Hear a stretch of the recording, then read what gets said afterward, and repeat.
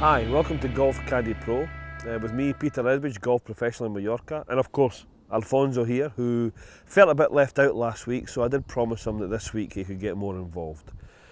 In week one, I got some stick for saying Alfonso guards my weapon, but it's true, and this week we're going to teach you to get the most out of your weapon without changing your swing, how to maximise the distance you get when you hit your driver.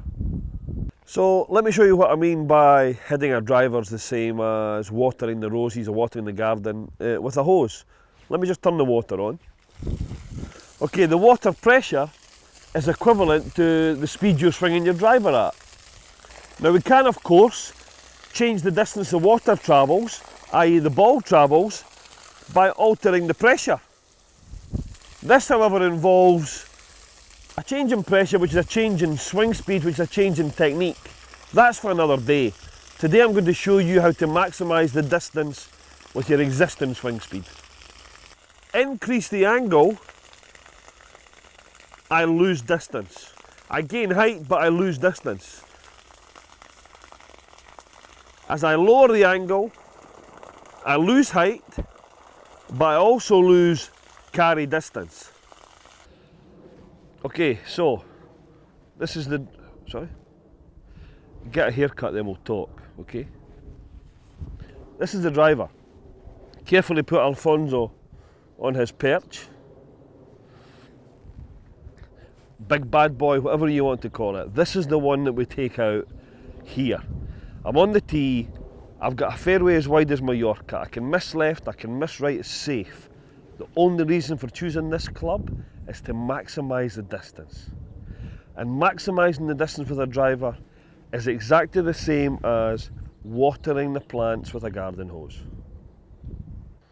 Okay, so with the garden hose scenario, the two critical factors to determine the maximum carry distance of the water were the water pressure and the angle the water was coming out of the hose nozzle. With the driver and the golf ball, the two critical factors are also the launch angle that the ball leaves the driver face at and the spin on the ball. Okay, so regarding spin, let's just quickly dispel any myth about topspin. When the ball leaves the driver, it will be spinning backwards. Without backspin, it cannot stay in the air. Gravity will get the better of it. If the ball had topspin, it'd be like a tennis ball dipping over a net or a football dipping over a wall. It'd be hitting the ground not much further in front of you than your own shadow. The ball must have backspin.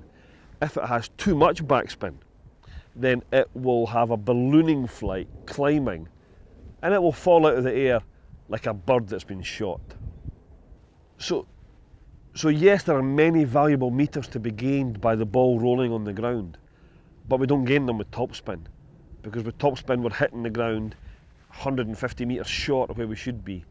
The way to maximise your driver distance is to maximise the time the ball spends in the air and allow the ball to run when it lands.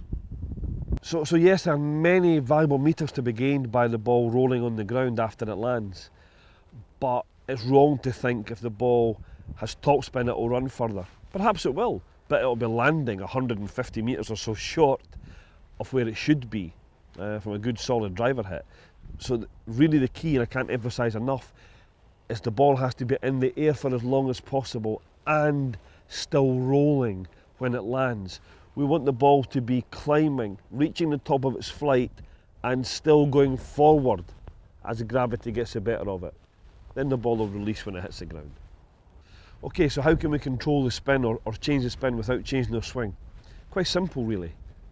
If you can imagine, if any of you have ever played pool or snooker, if you want the cue ball to be spinning backwards, then we hit the bottom of it and we get the ball to spin back. If we want more backspin, we hit down on the bottom of it, generating more backspin. In the same way in golf, when we have a shorter club, a wedge for example, or a sand wedge, and there's a more vertical angle of attack, the ball has much more backspin. So to reduce the backspin, we're going to hit this golf ball on the up. Okay, so during any golf swing, the golf club starts to travel up. it will then be on its way down.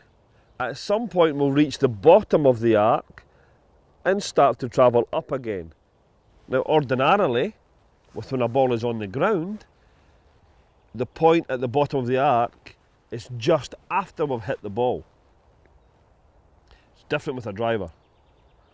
So when we initiate our golf swing, the golf club travels in an upwards direction.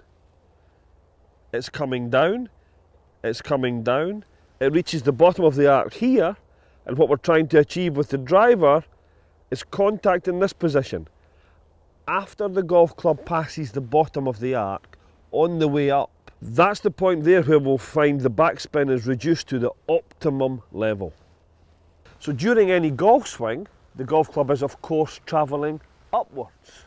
We change direction, the golf club travels down, and with the driver, once we reach the bottom of the arc, we want to then contact the ball after the bottom of the arc. So the golf club is actually travelling in an upwards direction at the point of contact. Now this upwards motion at the point of contact is critical for two reasons. First, the spin. As we established earlier, if we hit a ball with an upwards motion, we dramatically reduce the backspin. The golf club is designed, if you can find the centre of the face, to produce the optimum level of backspin for the driver with an upward blow. Secondly, and vitally important, launch angle. Now it's a pure scientific formula. With my swing, I hit the golf ball with a driver at approximately 105 miles per hour. If I can produce 2,000 revolutions of backspin and a launch angle of 14 degrees, my ball will travel its maximum distance in the air, and when it hits the ground it will run like it stole something. Yes, you heard me correct, 14 degrees. With a slower swing speed you need to launch the ball higher, and with faster swing speed you need to launch the ball lower.